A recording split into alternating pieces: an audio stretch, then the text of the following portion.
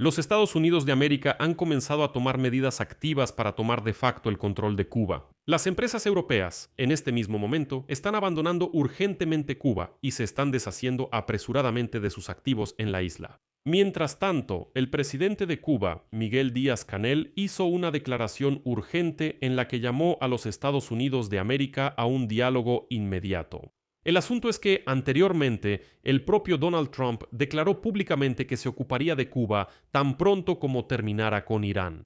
Pero ese mismo día, los Estados Unidos de América anunciaron la imposición de sanciones contra el presidente de Cuba y sus allegados. Y estas sanciones, que aparentemente no son tan severas, no solo afectaron al círculo cercano del presidente cubano, sino que también impactaron a empresas europeas.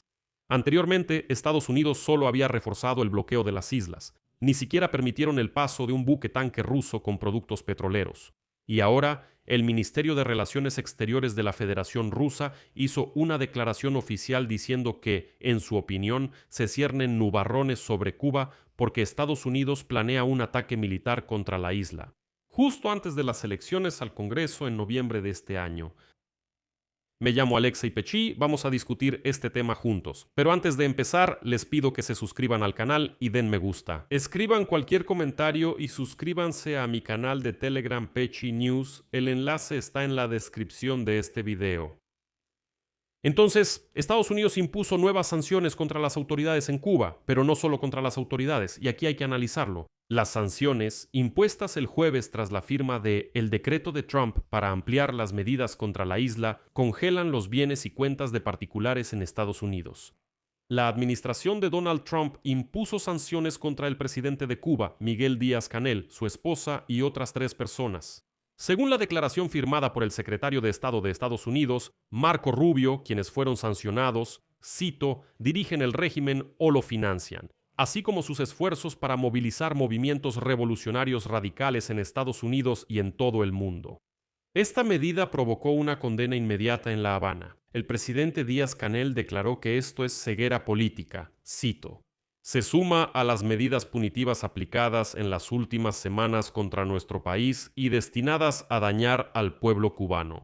También fue sancionado Alejandro Castro Espín, el único hijo del ex líder cubano Raúl Castro y Vilma Espín. Él fue asesor de la Comisión de Defensa y Seguridad Nacional de Cuba y estuvo presente, por cierto, cuando Raúl Castro recibió al entonces presidente de Estados Unidos, Barack Obama, en La Habana, durante el histórico encuentro en marzo de 2016. En la lista de sanciones también fue incluido el hijo de Castro Espín, Raúl Alejandro Castro Cáliz. Y las medidas introducidas el jueves, que siguieron a la firma por parte de Trump de un decreto para ampliar las sanciones contra la isla, prevén la congelación de los bienes y cuentas bancarias en Estados Unidos pertenecientes a estas personas. Aquí sigue sin estar claro hasta qué punto, digamos, sus intereses financieros están realmente vinculados con el sistema estadounidense. Porque, bueno, es bastante poco probable que, por ejemplo, el presidente de Cuba y otros implicados tengan, por ejemplo, activos o cuentas bancarias en los Estados Unidos. Sin embargo, se imponen nuevas sanciones en medio de las amenazas del presidente de Estados Unidos, Trump, de usar la fuerza militar contra Cuba, después de que en enero derrocó a Nicolás Maduro en Venezuela e impuso un bloqueo energético, cortando el suministro de petróleo a Cuba. Este bloqueo, en el presente año, ha provocado graves apagones, escasez de alimentos y un colapso económico en toda la isla. Estas amenazas cobraron mayor peso después de que el mes pasado Estados Unidos anunciara la presentación de cargos penales contra Raúl Castro. Por lo tanto, las últimas sanciones pueden considerarse como una preparación para una intervención o como un aumento de la presión sobre el régimen en Cuba con el objetivo de obligarlo a llegar a un acuerdo. Al mismo tiempo, la retórica de Trump y del secretario de Estado Marco Rubio puede indicar tanto el primer escenario como el segundo. Y así, al responder el jueves a la pregunta de si las sanciones están destinadas a acelerar el colapso de Cuba, Trump declaró, cito, «Solo queremos que tengan un país bien gobernado. El país pasa hambre, no tiene energía, no tiene petróleo, no tiene dinero, no tiene nada. Pero tiene un territorio maravilloso, ahí podrían haber excelentes centros turísticos». Cuba ya, en cierto sentido, ha colapsado. Nos ocuparemos de eso tan pronto como terminemos la operación militar en Irán. Me gusta ocuparme de una cosa a la vez. Pero ya a las pocas horas de imponer estas sanciones, quedó claro su alcance y quedó claro para qué fueron impuestas. Las empresas europeas, desde hoteles españoles hasta compañías navieras alemanas y francesas, están cesando urgentemente sus actividades en Cuba y se apresuran a vender sus propiedades en la isla. Se informa que entre los más afectados se encuentran los grupos hoteleros españoles Melia e Iberostar. Durante décadas, los lujosos resorts que administraban en las playas de Cuba fueron la joya de sus carteras globales. Es decir, objetivamente, Meliá, la empresa española, administraba una gran cantidad de hoteles cubanos y ese era su principal activo. Pero ahora la compañía está retirando todos los hoteles en Cuba de su administración y se apresura a venderlos lo más rápido posible. El asunto es que las sanciones de Estados Unidos no solo afectaron al presidente de Cuba y a su gente. Las sanciones también afectaron a las empresas extranjeras que hacen negocios con las entidades estatales cubanas, especialmente con el conglomerado militar Gaesa. Al enfrentarse al riesgo de congelación de activos y exclusión del sistema financiero de Estados Unidos. Las empresas europeas que operan en sectores que van desde el transporte marítimo y la logística hasta la energía, la agricultura e incluso la producción de alcohol, ahora se están deshaciendo desesperadamente de sus activos en la isla y se apresuran a abandonarla. Por ejemplo, ya en mayo, el gigante naviero francés CMA-CGM suspendió sus operaciones en Cuba y cabe señalar que esta empresa representa casi la mitad de todo el volumen de transporte marítimo cubano. Y aquí está la esencia de las nuevas sanciones. Washington busca romper las relaciones de asociación que durante mucho tiempo han sido la base de los lazos económicos entre Cuba y Europa. Y ahora, Estados Unidos ha golpeado a la empresa militar cubana Gaesa.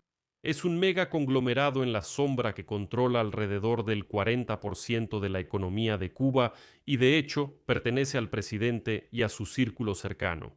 La empresa estatal, cuyas finanzas están estrictamente clasificadas, administra el sistema bancario de Cuba, las estaciones de servicio, los supermercados y, lo que es importante, la mayor parte del sector turístico.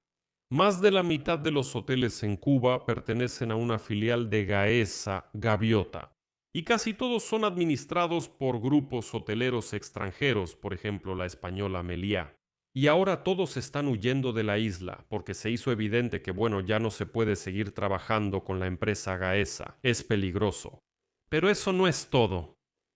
Por ejemplo, incluso el famoso Ron Havana Club, estoy seguro de que todos lo han visto, se produce en el marco de una empresa conjunta entre el gigante francés de bebidas Pernod Ricard y la empresa estatal cubana Cubaron. Ahora, ese ron podría simplemente desaparecer porque los franceses se están yendo rápidamente de Cuba y dicen que no, que tenemos que romper los lazos con la empresa cubana. Y solo después de todo esto, las autoridades cubanas de repente llamaron al diálogo, pero a su manera característica. El presidente del país, Miguel Díaz-Canel, declaró, cito, «Creemos que el diálogo es necesario. Hay muchos temas que estamos dispuestos a tratar. Por ejemplo, las inversiones estadounidenses en Cuba, el hecho de que las empresas estadounidenses hagan negocios en Cuba. Pero Cuba no tiene la intención de discutir un posible cambio de poder en la isla y preferiría centrarse en cuestiones económicas. Por ejemplo, discutir las posibilidades de aliviar el bloqueo marítimo de la isla por parte de Estados Unidos. Y, por supuesto, ¿cómo podría faltar en esta historia la participación de los rusos que siempre se meten en todo?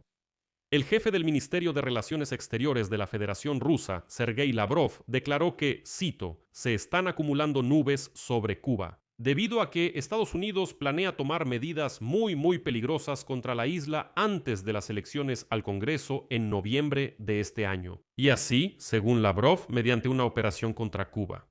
La Casa Blanca podría intentar demostrar el éxito de la administración republicana justo antes de las elecciones. Bueno, en general, sea como sea, Estados Unidos realmente está apretando cada vez más la soga alrededor del cuello de Cuba, obviamente con la esperanza de que, incluso sin una operación militar, Cuba caiga o entre en algún tipo de diálogo que sea aceptable para Washington. Aquí voy a dejar puntos suspensivos. Escriban su opinión y sus conclusiones en los comentarios debajo de este episodio. Suscríbanse al canal, denle like y presionen la campanita. Y si quieren apoyar el trabajo de este canal de YouTube, pueden hacerlo con cualquier donación a través de los enlaces y datos que están en la descripción de este video. Eso es todo. Cuídense. Adiós a todos. Adiós a todos. Continuará